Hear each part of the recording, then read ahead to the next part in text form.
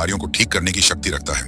चलिए अब उस सच्चाई से पर्दा उठाते हैं जो अमरनाथ के इतिहास में गलत तरीके से पेश की गई है।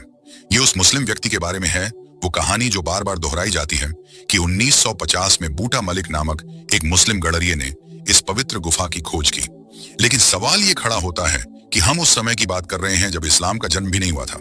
पैगंबर मोहम्मद जिनसे इस्लाम धर्म की शुरुआत हुई, हम उससे कई साल पहले की बात कर रहे हैं। सनातन धर्म सभी धर्मों से बहुत पुराना है। उस समय अनुयायी अमरनाथ गुफा में बाबा बर्फानी की पूजा करते थे।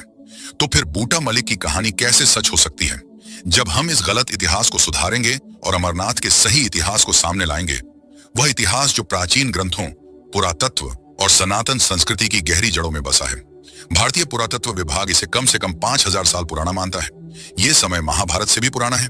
लाखों साल पुरानी हिमालय की चट्टानें इस गुफा को इतनी प्राचीन बनाती हैं। कश्मीर के महान इतिहासकार कल्हण ने अपनी रचना राज तरंगिणी में अमरनाथ का स्पष्ट उल्लेख किया है।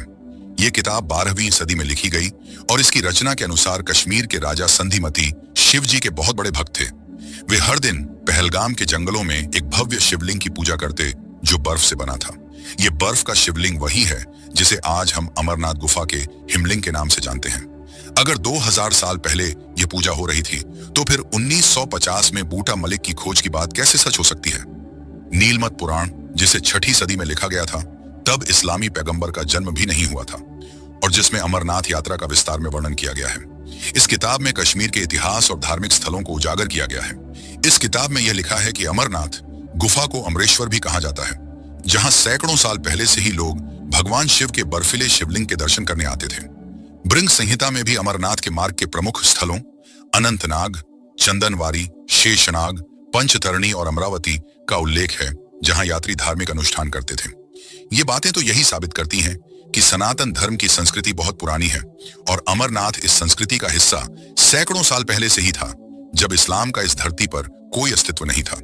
सच्चाई तो यह है कि आज भी अमरनाथ में चढ़ावे का एक हिस्सा बूटा मलिक और उसके परिवार को दिया जाता है। यह परंपरा सम्मान का हिस्सा हो सकती है, लेकिन इसे गुफा की खोज से नहीं जोड़ा जा सकता। अमरनाथ यात्रा पुस्तक के लेखक अमित कुमार सिंह लिखते हैं कि पुराणों में अमर गंगा का उल्लेख है, जो सिंधु नदी की सहायक नदी थी। भक्त इस नदी की मिट्टी अपने शरीर पर लगाते थे, क्योंकि माना जाता था कि यह पापों को धो देती है।